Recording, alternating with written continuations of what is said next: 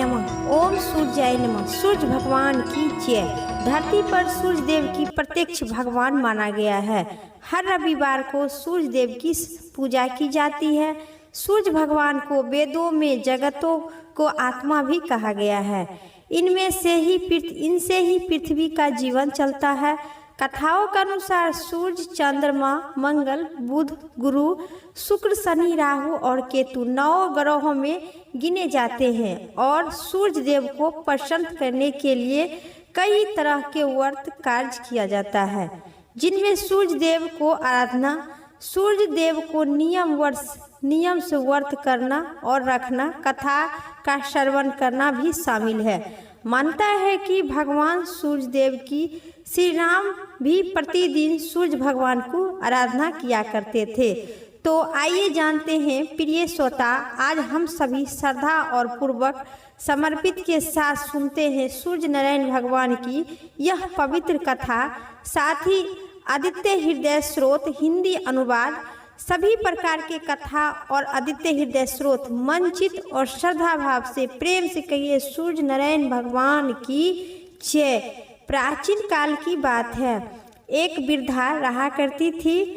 रविवार के दिन सूर्य उदय से उठकर वृद्धा स्नान इत्यादि से निपुण होकर और अपने घर को, आंगन को गोबर से लीप कर स्वच्छ करती थी। उसके उपरांत सूर्य भगवान की पूजा करती थी तथा कथा सुनकर सूर्य भगवान को भोग लगाकर और एक समय स्वयं को भोजन करती थी। इसी तरह रविवार व्रत किया करती थी। सूर्य भगवान की कृपा से बुढ़िया अम्मा को किसी प्रकार के कोई चिंता व कष्ट नहीं था।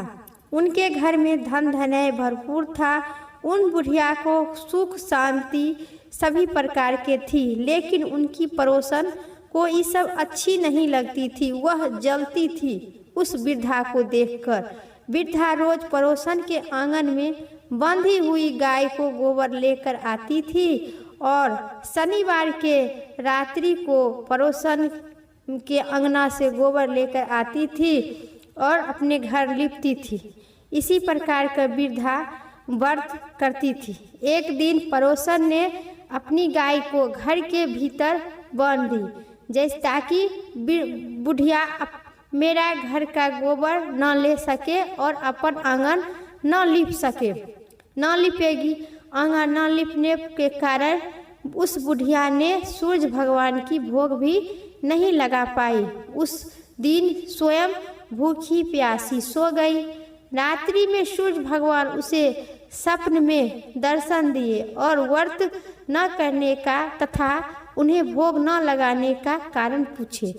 वृद्धा ने बहुत ही करुणा स्वर्ग में के पड़ोसन के द्वारा घर के अंदर गाय बांधने और गोबर न मिल पाने की बात सभी बोली। सूर्य भगवान ने अपनी अनंत भक्ति के साथ बुढ़िया की परेशानी का कारण जानकर सब दुख को दूर करते हुए, माता तुम प्रत्येक दिन रविवार को मेरी व्रत और पूजा किया करो, मैं तुम्हें सभी मनोकामना पूर्ण कर देंगे। भगवान सूर्य भगवान उस बुढ़िया को, जो गाय नहीं थी और दूसरे के घर से, पड़ोसन के घर से गोबर लाकर स्वयं घर लिपती थी, फिर सूर्य भगवान को प्रसन्न करके और भोग लगाकर दिन में एक टाइम भोजन करती थी। इसी प्रकार भगवान सूर्य एक सुंदर सी उस बुढ़िया की आंगन में एक सुंदर गाय आनकर लाकर रख दिए और मैं तुमसे अति प्रसन्न हूँ और तुम जैसे ऐसी गाय प्रदान करती हूँ जो तुम्हारे घर आंगन धन धनय भरपूर हो जाएगी, तुम्हारी सभी मनोकामना पूर्ण हो जाएगी। स्वयं मैं उस बुढ़िया को ऐसा वरदान देकर सूर्य भगवान वहाँ से अंतर्ध्यान हो गए। प्रातः काल सूर्य उदय से पूर्व उस बुढ़िया को आँख खुली तो खुली ही रह गई। वह अपने घर के आंगन में सुंदर गाय और बछड़े देखकर हैरान हो गई। जब वृद्धा ने गाय को आंगन में बांधकर उन्होंने जल्दी से उसे चारा लाकर खिलाई। पड़ोसन ने जब बुढ़िया के आंगन में बांधी सुंदर गाय और बछड़ों को देखकर उन्होंने अधिक जलने लगी। तब गाय ने सोने का गोबर को देखते ही पड़ोसन आंख फटी की फटी रह गई। पड़ोसन ने उस बुढ़िया को आसपास न होने के कारण गोबर को उठा ली और अपने घर के गाय की गोबर उस स्थान पर रख दी वहाँ पर। अब अपने घर आ गए। सोने के गोबर से पड़ोसन कुछ ही दिन में धनवान बन गई और बुढ़िया के उठने से पहले ही पड़ोसन उस गोबर को उठाकर और उसी स्थान पर अपना गोबर के रख देती थी। बहुत दिनों तक ये सब सिलसिला चलते रहा और पहले की तरह हर रविवार को भगवान सूर्य देव का व्रत किया करती थी और कथा सुनती थी। सूर्य भगवान को जब पड़ोसन की चालाकी का पता चला तो उन्होंने एक आंधी तूफान उठाए। आंधी का प्रकोप से देखते वृद्धा ने अपनी गाय को घर के भीतर बांधकर रखी। अब पड़ोसन ने सोने के गोबर न ले जाने सकी क्योंकि उस गाय तो घर के भीतर बंधी थी। सुबह उठी तो बुढ़िया अम्मा सोने के गोबर का देखकर आश्चर्यचकित का ठिकाना न रहा। वह आंख फटी तो फटी रह गई। इतना दिन से सूर्य भगवान हम पर कृपा करते हैं और मैं ऐसा दृश्य देख न सका। ऐसा हैरान होकर आश्चर्यचकित का बुढ़िया अम्मा का ठिकाना नहीं रहा। अब बुढ़िया अम्मा उस दिन के बाद से गाय को घर के भीतर बांध कर रखने लगी। सोने के गोबर से कुछ ही दिन में बुढ़िया धनवान बन गए। बुढ़िया के धनी होने से पड़ोसन जल भूनकर राख बन गई। अब की बार उन्होंने अपने पति को नगर के राजा के पास भेजे और बुढ़िया के पास सोने के गाय की गोबर वाली बारे में बताने। राजा ने अपने सैनिक को भेजकर वृद्धा की गाय लाने की आदेश दिए। सैनिक बुढ़िया के घर पहुँचे। उसी समय बुढ़िया सूर्य भगवान की भोग लगाकर स्वयं ग्रहण करने के लिए खाने के लिए बैठी थी। राजा के सैनिक जबरदस्ती गाय और बछड़े को महल की ओर ले आए। बुढ़िया ने प्रार्थना की, बहुत रोई चिल्लाई, लेकिन राजा के सैनिक एक नहीं माना। गाय और बछड़े को लेकर चल दिया। बुढ़िया बहुत दुखी हुए और उसी दिन उन्होंने कुछ नहीं खाई पीवी और भूखे प्यासे सारी रात सूर्य भगवान की प्रार्थना करते रहे। सुबह जब राजा ने करते रहे गाय को देखकर राजा बहुत खुश हुए। सुबह जब राजा ने सोने का गोबर देखे तो आश्चर्यचकित का ठिकाना न रहा। उसी सूर्य भगवान की भूखी प्यासी को इस तरह प्रार्थना करते हुए उस बुढ़िया पर बहुत दया आए। उसी रात सूर्य भगवान ने राजा को सपन में कहे, राजन, बुढ़िया की गाय और बछड़ा परंतु लौटा दो, नहीं तो तुम पर विपत्ति का पहाड़ टूट पड़ेगा। तुम्हारे राज्य में भूकंप आएगा, तुम्हारा महल नष्ट हो जाएगा। सूर्य भगवान की सपन से बुरी तरह राजा भयभीत हुए और राजा ने प्रातः उठते ही गाय और बछड़े को बुढ़िया को लौटाने की निर्णय लिए और अपने राजसभा बैठाकर मंत्री और सभी गांववासी को बुलाकर और बुढ़िया को सोने के गाय के बारे में बताकर और उस बुढ़िया को आदर पूर्वक लौटाने की सलाह दिए। राजा ने अपनी तरफ से बहुत सी धन देकर बुढ़िया से अपनी गलती का क्षमा मांगी। राजा ने पड़ोसन और उसके पति को अपनी इस दुष्टता के लिए दंड भी दिए। इसके बाद राजा ने राज्य में घोषणा करवाई कि सभी स्त्री एवं पुरुष रविवार के व्रत करो। जनता ने सभी ऐसा ही किए। रविवार का व्रत करने से सभी लोग घर में धन धनाई से भरपूर हो गया चारों तरफ खुशहाली छा गई। सभी लोग शारीरिक कष्ट दूर हो गया। निसंतानी स्त्री की संतान की प्राप्ति हुई। राज्य में सभी स्त्री पुरुष सुख जीवन यापन करने लगे। प्रेम से कहिए सूर्य भगवान की जय। आदित्य हृदय स्रोत हिंदी अनुवाद। युद्ध से थककर और चिंता की मुद्रा से युद्ध के सामने खड़े रावण को देखकर श्री रामचंद्र जी ने देवताओं के साथ युद्ध देखने के लिए आए हुए भगवान अगस्त मुनि बोले, हे राम महामहे राम, सनातन रहस्य को सुनो। हे बस, जिस रहस्य से शत्रुओं को जीता सके, उस परम कल्याणमयी पुण्यकारी, सब शत्रुओं को नाश करने वाले, अक्षय फल देने वाले जय पद आदित्य हृदय स्रोत का नियम पूर्वक पाठ करना, तुम्हें शत्रुओं पर विजय की प्राप्ति होगी। यह सभी पापों को नाश करने वाले हैं और सभी कल्याणकारक को, चिंता शोक को शांत करने वाले तथा उत्तम आयु को बढ़ाने वाले आदित्य हृदय स्रोत है। अनेक किरणों वाले देव और असुरों के पूजित भुवनों के स्वामी विस्तार भास्कर को उदय होते समय पूजन करो। ये निश्चय ही समस्त देवताओं को आत्मा है। ये अपनी किरणों सबकी रक्षा करते हैं।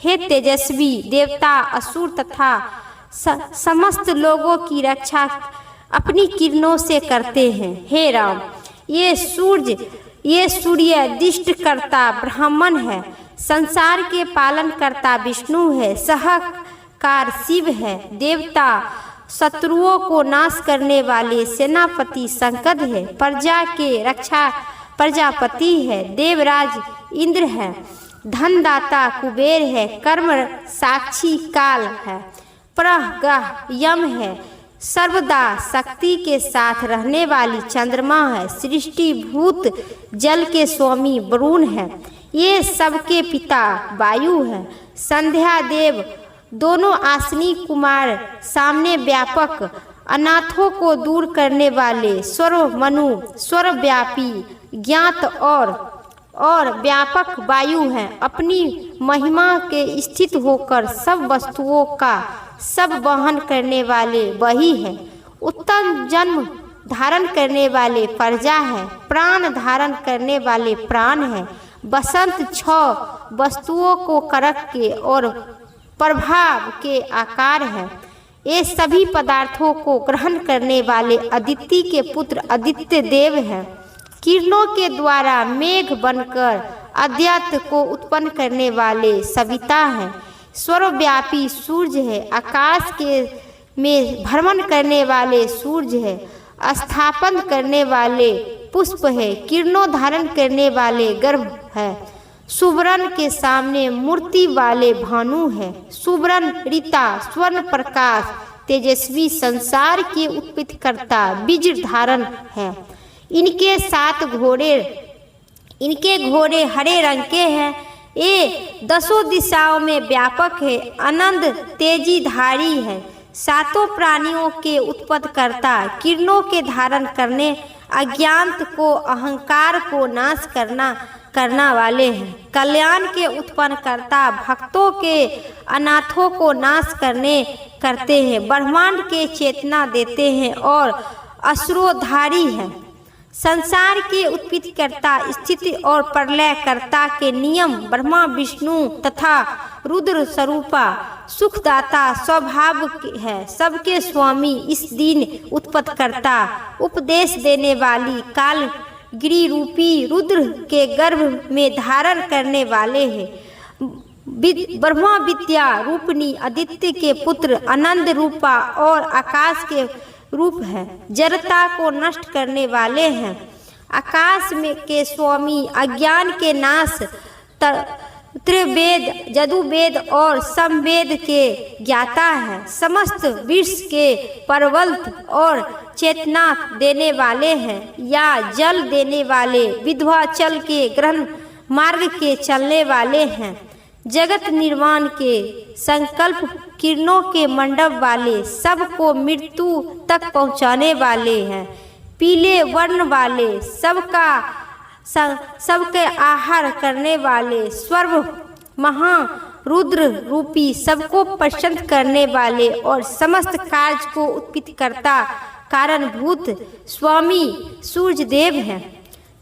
नक्षत्र और ग्रहण तारागणों के स्वामी, समस्त वायु के उत्पत्तिकर्ता, तेजस्वी, ऐसी 10 मास रूपी सूर्य को नमस्कार करती हूँ।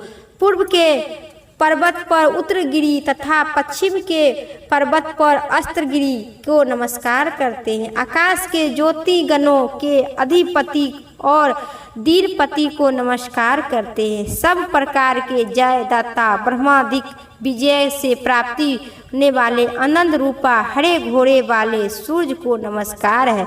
संसार के समस्त प्राणों जिनकी किरणों है, उन आदित्य स्रोत को मैं नमस्कार करती हूँ।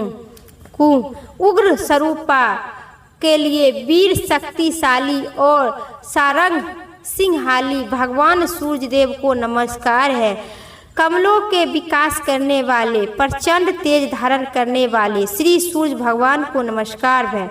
ब्रह्मा, विष्णु और स्वामी सूर्य है। देवताओं के अज्ञान रूपा भास्कर को नमस्कार है। सर्वभाक्षी रुद्र शरीर धारण को नमस्कार है।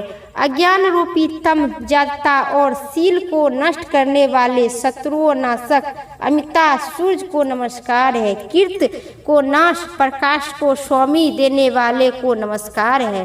तृप्त, शूद्र और वर्ण वाले विश्व उत्पत्ति हरि को नमस्कार है। अंधकार के नाश करने वाले लोगों की साक्षी सूर्य को नमस्कार है।